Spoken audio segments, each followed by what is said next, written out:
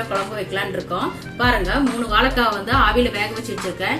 இப்போ இது தோல் உரிச்சிட்டு நல்லா சீவிக்கலாம். பாருங்க இப்படி ஒரு கோடு போட்டுட்டு வாழைக்காய் தோல் நல்லா ஈஸியா உரிச்சுக்கலாம். நம்ம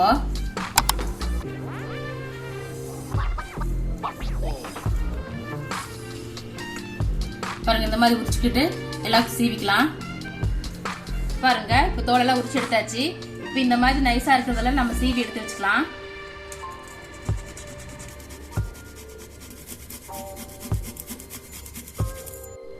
பாருங்க இந்த மாதிரி பொடியா சீவிக்கிங்க.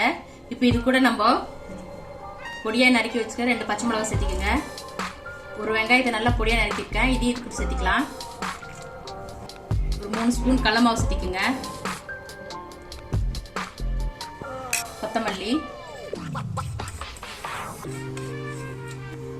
கொஞ்சம் உப்பு சேர்த்திக்கலாம். சேர்த்துட்டு இதை நல்லா கெட்டியா பசஞ்சு எடுத்துக்கலாம்.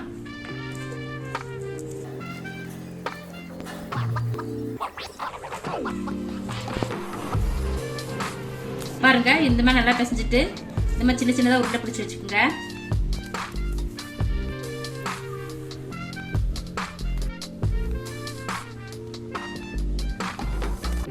பாருங்க இந்த மாதிரி உருண்டை பிடிச்சி வச்சிருக்கேன்.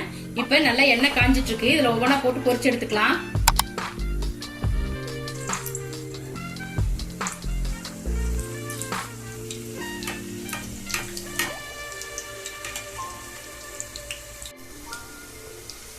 பாருங்க நான் கொஞ்சம் சார்ந்துருச்சு.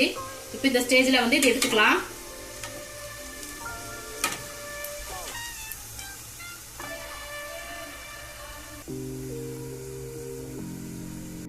இப்ப நம்ம குழம்பு கூட்டுறதுக்காக பாருங்க ஒரு 3 ஸ்பூன் ஆயில் ஊத்திக்கங்க.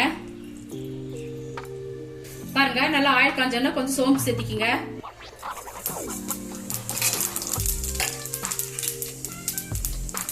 இப்ப நான் பொடியா நறுக்கி வச்சிருக்க 2 வெங்காயத்தை நல்லா செவக்க வதக்கிக்கலாம்.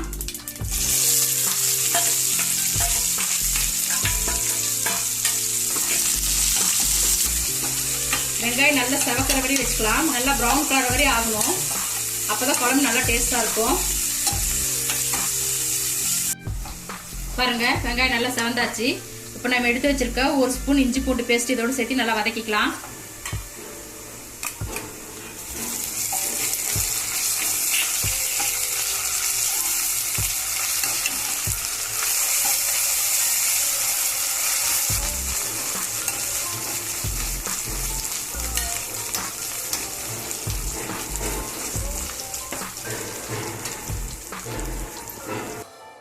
பாருங்க நம்ம இஞ்சி பூண்டு பேஸ்ட் நல்லா வதங்கி வந்துருச்சு.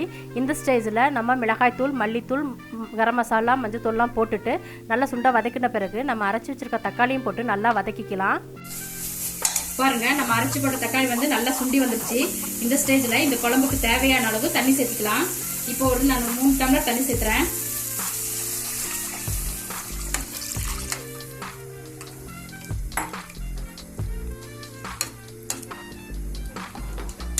இந்த குழம்புக்கு தேவையான அளவு உப்பு சேர்த்திக்கங்க.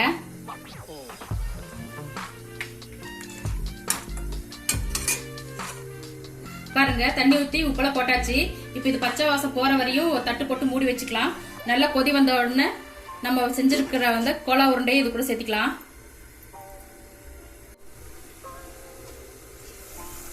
பாருங்க நம்ம தண்ணி ஊத்தி நல்லா கொதிக்குது. இப்ப நல்லா எண்ணெய் பிரிஞ்சு வருது. இந்த ஸ்டேஜ்ல நம்ம செஞ்சு வச்சிருக்க கோலா உருண்டையை இது கூட சேர்த்திக்கலாம்.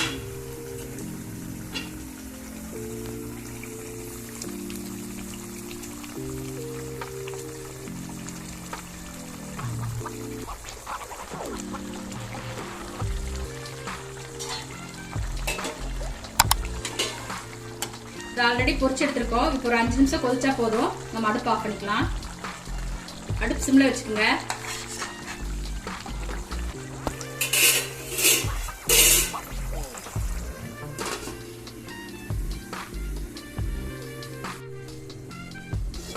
பாருங்க நம்ம போட்ட உருண்டை எல்லாம் நல்லா வெந்துருச்சு. இப்போ எண்ணெய் நல்லா பிரிஞ்சு வந்துருச்சு. இந்த ஸ்டேஜ் குழம்பு ரெடி ஆயிடுச்சுன்னு அர்த்தம்.